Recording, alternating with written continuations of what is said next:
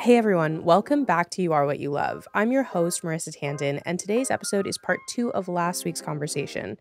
If you haven't listened to part 1, be sure to head back to the last episode and catch up before starting this one. I will say, actually, I'm not a big audiobook person, which is hilarious because I work in audio, but I am listening to Matthew McConaughey's audiobook right now, and This is a fun side note. I've never enjoyed something more in my life, and I'm a big Matthew McConaughey fan, but he just soothes me, something about him. But it's an autobiography, and in the physical copy, there are pictures, and as people do often, in the audiobook, it's the first time I've ever been like, I didn't need to see that picture, because he'll get to the page that the picture's in. He will react in some manner, like he'll have a chuckle, like he'll audibly react to looking at the photo himself. And it sort of feels like if you went over to someone's house and their parents pulled out like a photo book, like a photo album from childhood, and they're like swiping through the pages and they, chuckle because they have a memory that comes up. And then he describes the book to you. Describes the photo to you. It's That's amazing. Really cool. I was like, I imagine that he was recording the audiobook and he got to the photo and the engineer was about to turn off the recording to go to the next chapter, and he sort of just kept going, and they were like, you know what, that's going to touch someone. Yeah. Audiobooks, are so polished and almost flat in a way. And so to hear that, of course it's Matthew McConaughey. It's, I can't see Tom Hanks doing something like that, but of course Matthew McConaughey, it makes sense that he would read his audiobook like we were just hanging out in his living room. It truly feels that way. But that's really cool, again, especially or most of the other things out there are not like that.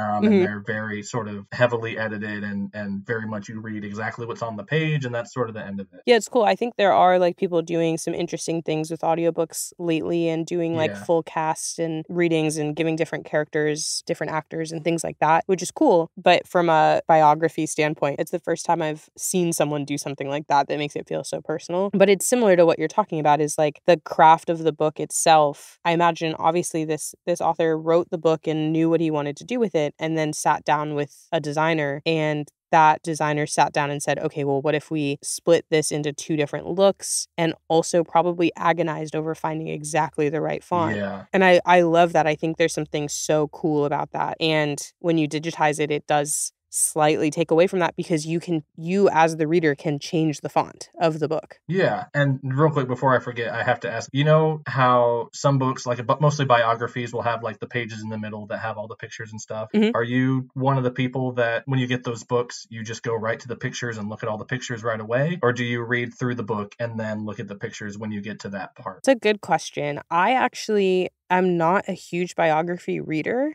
So the biographies that I've read, I only ever really pick up a biography if I'm already directly interested in the person. Yeah, I'm kind of the same way. Yeah. And so most of the biographies I've read have been just celebrity memoirs. I read a lot of comedian biographies. Okay. Which for me, I think is partially studying the craft as well. And I'm really interested in when someone as an artist specifically connects with me personally, I'm interested in the things that built them to be that person that was able to connect with you through a screen. Yeah. I think there's just something really interesting about it.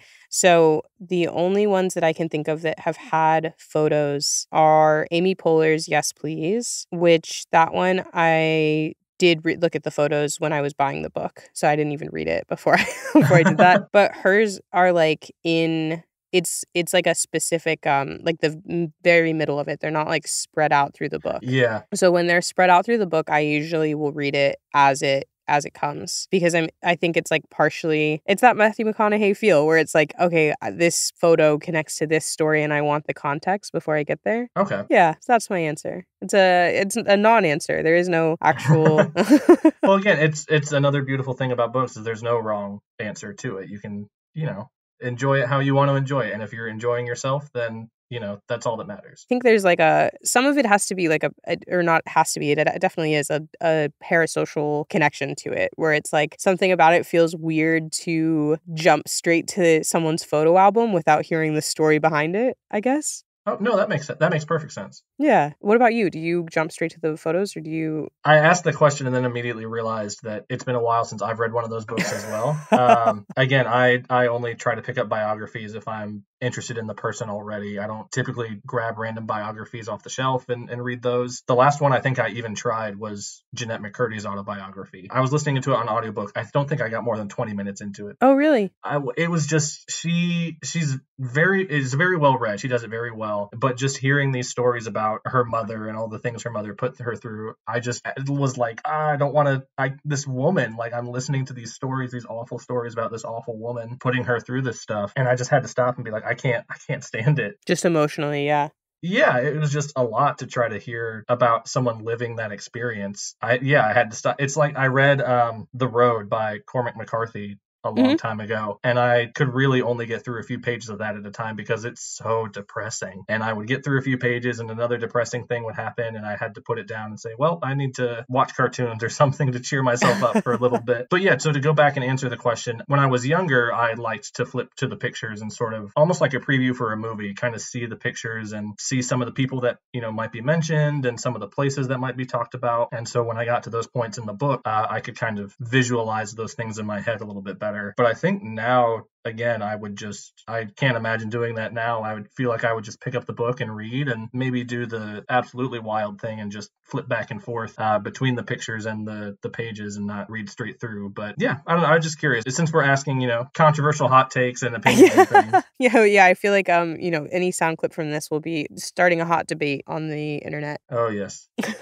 But no, I think it's interesting, though, because a lot of what we're talking about is sort of the craft that goes into making a book. And I think a lot of times, like, we look at books and we ascribe them to one person. We ascribe them to just the author. And it's similar with like film where you look at it and people ascribe it just to the director. Yeah. And TV shows, they look at it and they say, oh, it's the creator of the show or the lead actor gets a lot of the credit. But it's interesting because with books, I think it's the easiest to do that because there is one person's name on the cover and you don't see anybody else. But we're talking so much about sort of like the craft that then you experience the book through. And we've talked about a couple of different mediums because books are, there's the physical copy, there's a hardback or a paperback, an audiobook, there's an e-reader, and all of these different ways that you can experience a story, and it's all the same story. But each of those things involves someone beyond just the author putting it together. You've got an editor, you have a copy editor, you have a layout designer, a cover designer, and in the case of an audiobook, you've got a narrator or many narrators depending on the way that they're doing it. Yeah. And it's interesting because I think there are so many like silent hands that touch a book, and specifically with this one,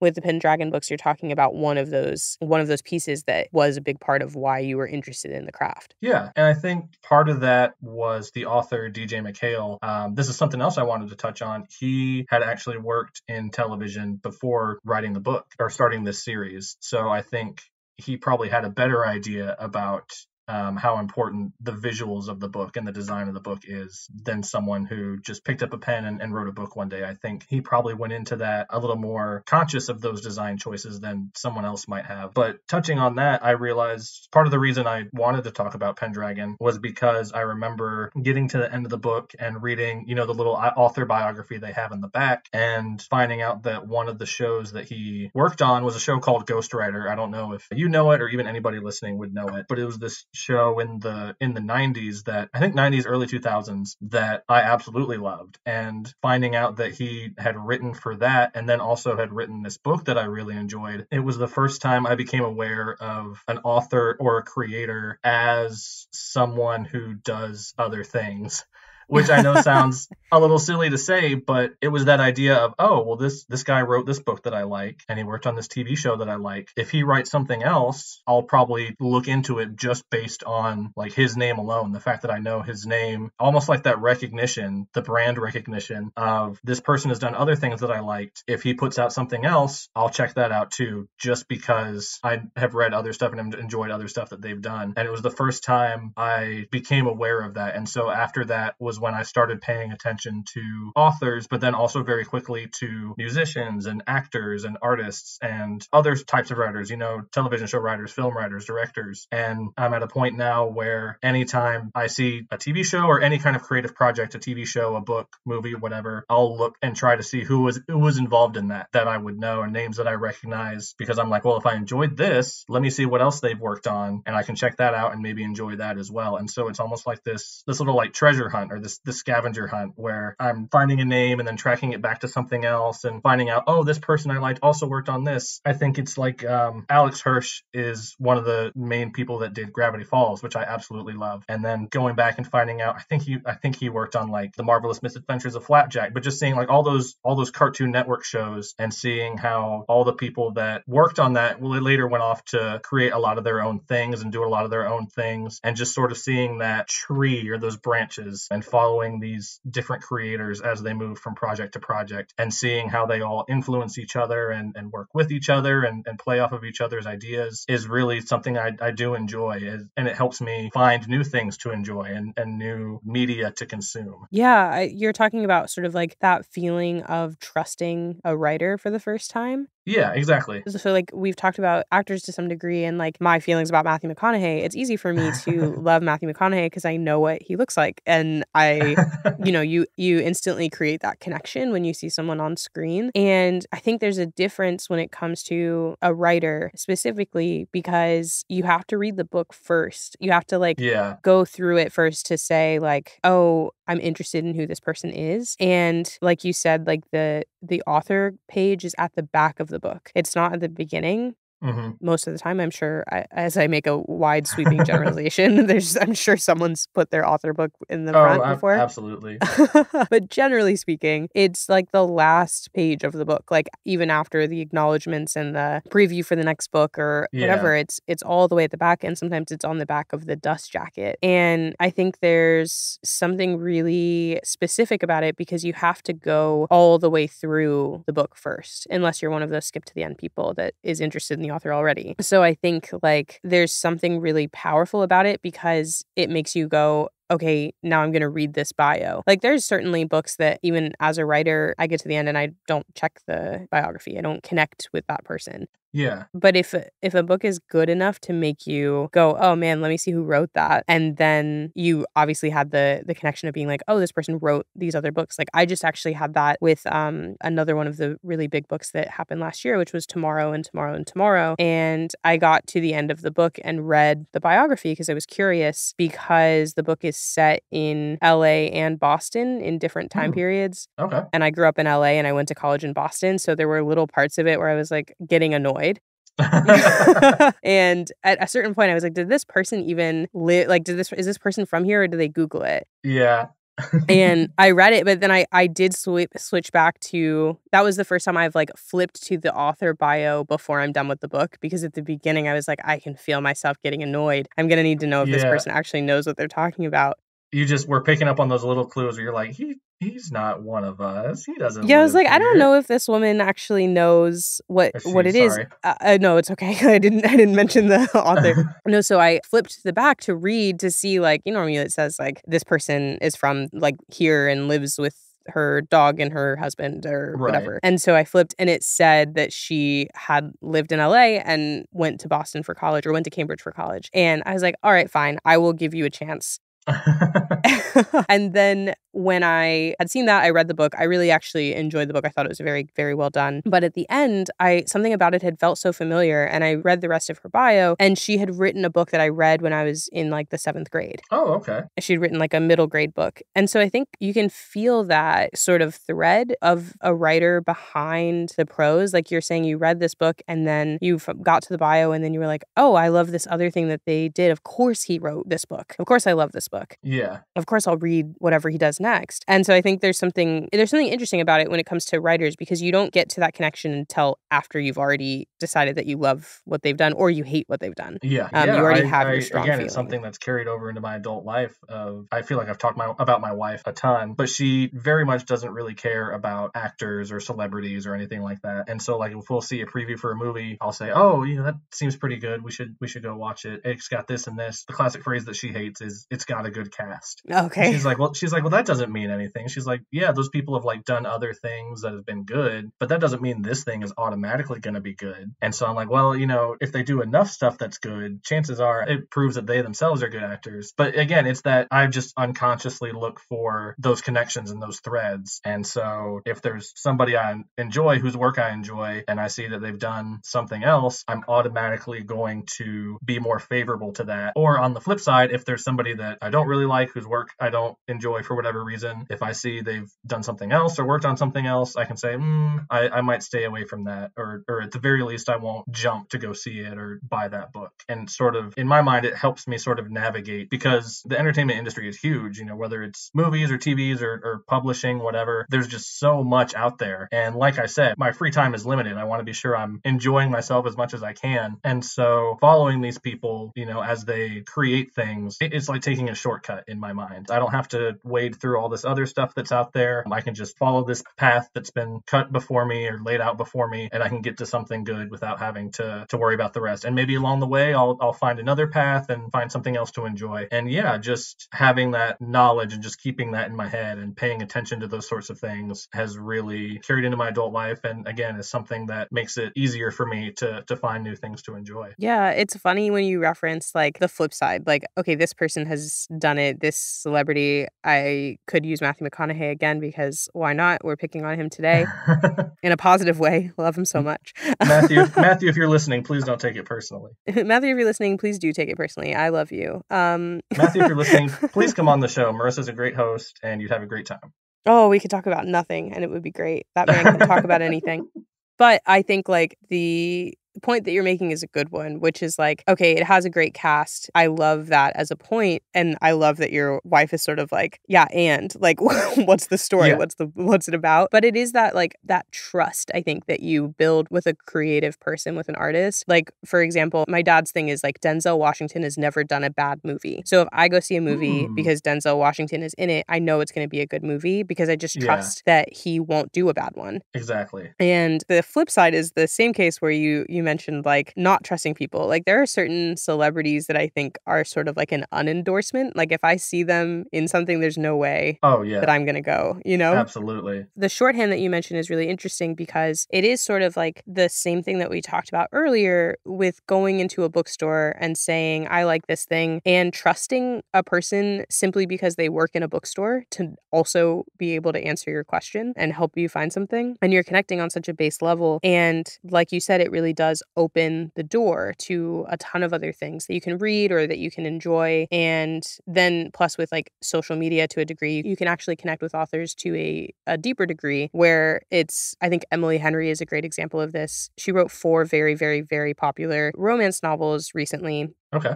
Blew up with Beach Read. And then after that was People We Meet on Vacation, and then Book Lovers. And most recently, she wrote this book called Happy Place. And they're all fantastic. Like you read them in 2 days. You can't put them down. They are deliciously written. And I've heard a lot of people kind of talk about them as, which we could get into a whole conversation about the romance novel genre. But essentially, they're like, they don't feel like romance novels. They feel like contemporary literature with romance in them. To which I would say every romance novel is a contemporary literature with romance in it.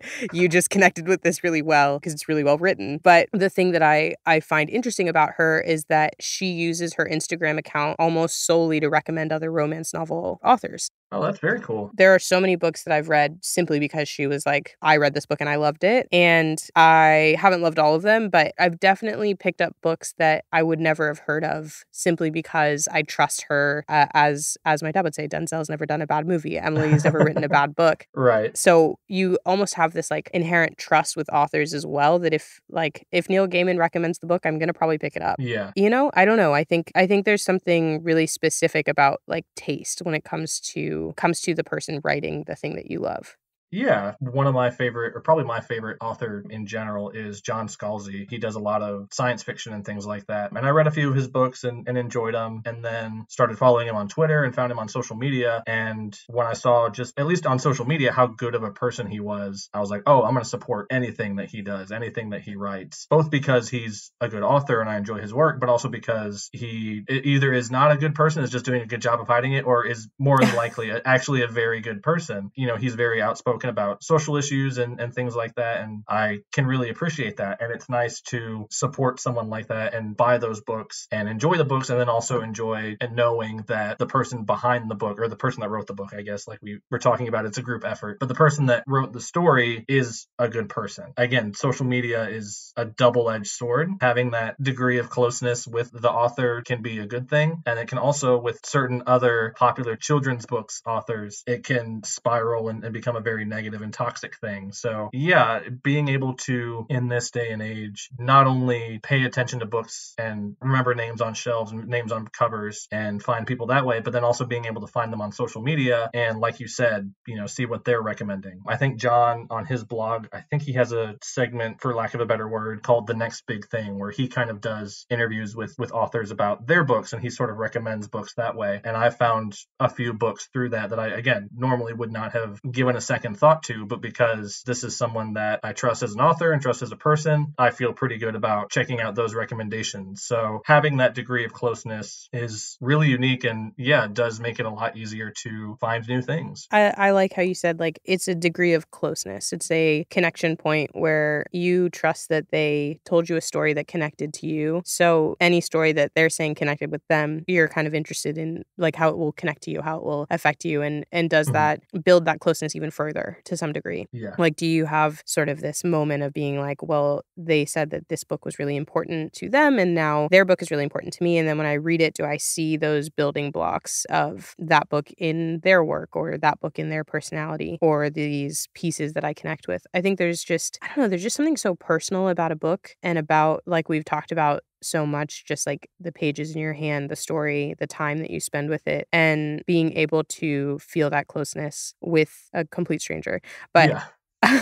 but it feels so personal because it's years and years of their lives that they're putting into the page to share with you. Yeah, absolutely. Well, one other thing that I wanted to ask you about, even though we've been going for an hour and a half, having a wonderful time. I know, it truly has flown by. It's been amazing. Yeah. Well, I'm curious because of how much we've enjoyed talking about just like the craft of books, the idea of what it takes to read a book and like how much it can affect you, and our hot takes that have differed. And we've talked about like the bookstore experience. With these Pendragon books specifically, you mentioned sort of feeling like an outsider at the time and feeling ostracized when you came across these books. Were these books things that you experienced completely on your own, or did you share them with anyone or connect with people over those books? I connected a little bit, but again, these books were coming out at a time when that genre, or that age demographic, I guess, was dominated by Harry Potter.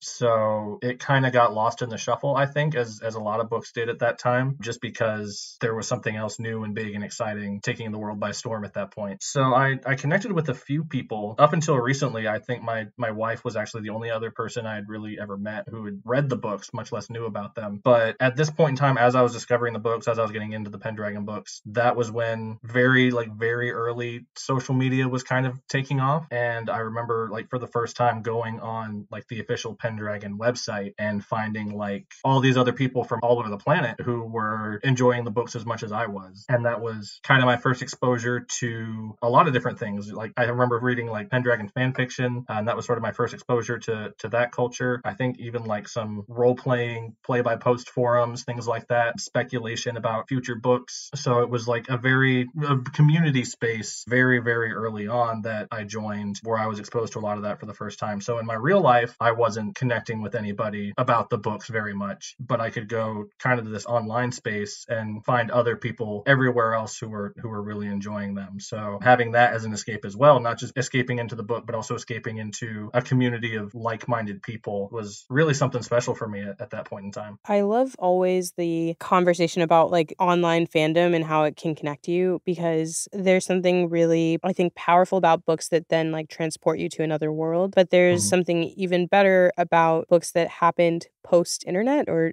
like post-fandom internet. Yeah. Because it's not just taking you away into a separate world, but then it's allowing you personal connection online in a way that you maybe aren't getting in real life, where you can keep talking about these books and you're connecting with people over a story. And so it's like an extra layer of that feeling of not being so alone, and an extra layer of escape that you get with real people that you're seeing through a screen, obviously, or just through text on a screen. But it's that second level. And I always wonder if people who experienced books and fandom culture before the internet like missed out on an extra wave. Oh, that's interesting to think about. Yeah. I mean, there's definitely, internet has just made it a lot easier to find people, for sure. It's definitely brought us a lot closer together. Those fandom spaces definitely existed. But yeah, if you didn't know somebody or didn't have an in anywhere, you were kind of on your own as far as connecting with people and trying to relate to people about these things. So I don't necessarily think that's entirely bad, but having that community and having those people to chat chat with and share that love for that thing is really nice. And even now, social media being what it is, being able to connect with authors and then again connect with other people who enjoy similar things is kind of nice. Yeah, I think you made a good point. It's not necessarily bad to have not had this experience because there's certainly, gives and takes with the internet. Oh, yeah. It's not necessarily known for being a completely good place full of completely good people. No, unfortunately not. It'd be nice if it was. Yeah, gosh, someone could make me a only good people allowed internet. I'm there tomorrow. Yes, I fully agree. But I think you're right. Like there were still fandom spaces. You were kind of finding them in a different way. And also maybe there's something good about, we've talked so much about like the discourse surrounding book, what makes a book good and what makes a book entertaining and whether or not that's good or bad. And I will say, like, you brought up Goodreads and I saw a video of someone pointing out like she went to go leave a 5-star review on a book that she loved and all of the reviews were like 3 stars and below and people were hating on the book so much. Yeah. And she was like, oh, maybe I was wrong. Like maybe I didn't enjoy the book. Oh, no. But you're right, though. There is like, it's not necessarily a bad thing to not connect with other people because when you can connect on such a large span of people, your opinion can be influenced one way or the other. And it can make you sort of like question your own understanding of what you just read. Like there've certainly been books where I went on and I was like, I hated this. And I went to go mark it as read and it's 100 5-star reviews talking about how powerful it was. Yeah. And so it's like, you can't just, you like almost invalidate your own feelings about the book, whether they were positive or negative, based off of how other people are experiencing it. Yeah, it's hard to have those opinions kind of in a vacuum and then jump to a space and hear other people have the exact opposite opinion. One or two people with another opinion, you might think, oh, okay, like, that's them, that's their own experience with it. But then, yeah, if you don't like something and then you hear 100 reviews calling it the greatest thing since sliced bread, then yeah, it's really easy to question, well, did I miss something? Did I overlook something? Like you said, did I actually enjoy this or dislike this? Maybe I should give it another chance. And it is really good about sort of undercutting your own thought processes and opinions, your own opinions about things, Right. which is a really unique phenomenon, I think. That's not something that you really, at least me personally, I don't really experience that many places. But yeah, having an opinion about something, even like when I talk with my group of friends about things, if I have an opinion and my 5 or 6 friends that I'm hanging out with are like, oh, you're wrong. Then I immediately am like, oh, well, maybe I am wrong. Even though my opinion is, hey, I kind of liked this book. Maybe I'm wrong for liking that book. No, that's so true. You can be so like instantly influenced by the reaction of other people. Just like, oh, I really like this. Why? Like, oh, yeah. I guess maybe I didn't. Yeah, defend yourself. Defend right. Why you liked the book. No, yeah, but I think it is really interesting. And there's like, to go back to the reading slump we were talking about earlier, like I've also forced myself to read books that the answer was, this is just not a book for me. But everybody's talking about it. Everybody reads it. Everybody loves it. You have to read the book.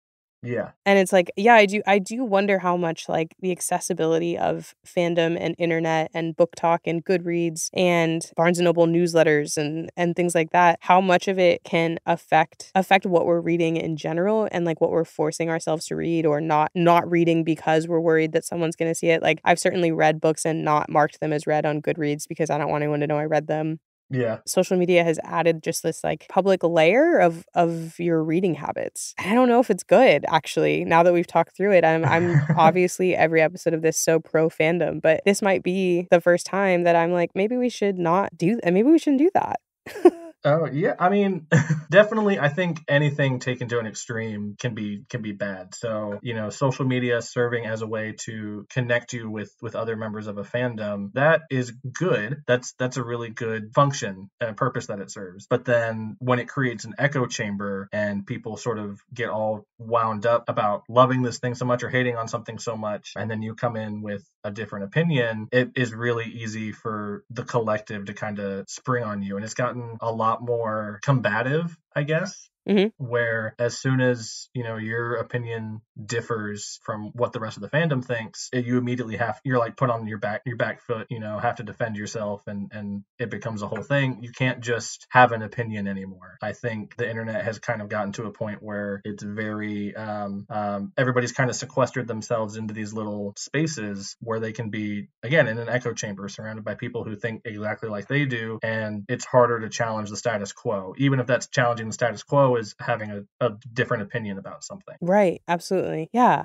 Well, we've had a lot of existential talk, I think. I thought we were going to talk a lot more about Pendragon. But this is fine. I like talking in general, honestly, but talking about all of this is really fun, and hearing other people talk about it on your show is also very fun. Oh, thanks. Yeah, I've found it's so funny. I think a lot of episodes we end up getting to the end, and I'm like, I think a lot of times the episode ends up being more about the impact of the media, regardless of what the media was about. I think sometimes like that can also almost be more interesting. I think the same way we're talking about the connection, like if this author said that it's good or this author wrote it, I'm going to read it. Sometimes I find like I want to read books or watch movies or TV shows that guests come on and talk about, because the conversations we have are the ones that are spiraling out of the type of person they became because of this piece of media. And it's like now I'm like, as we go through it, I'm like, yeah, I want to read these books to see how they made you feel less alone in the type of environment you were growing up in, like a post 9/11 military family in a school in the South, a Christian school in the South. Like, yeah, that is a really specific environment, and I want to know how these books made you feel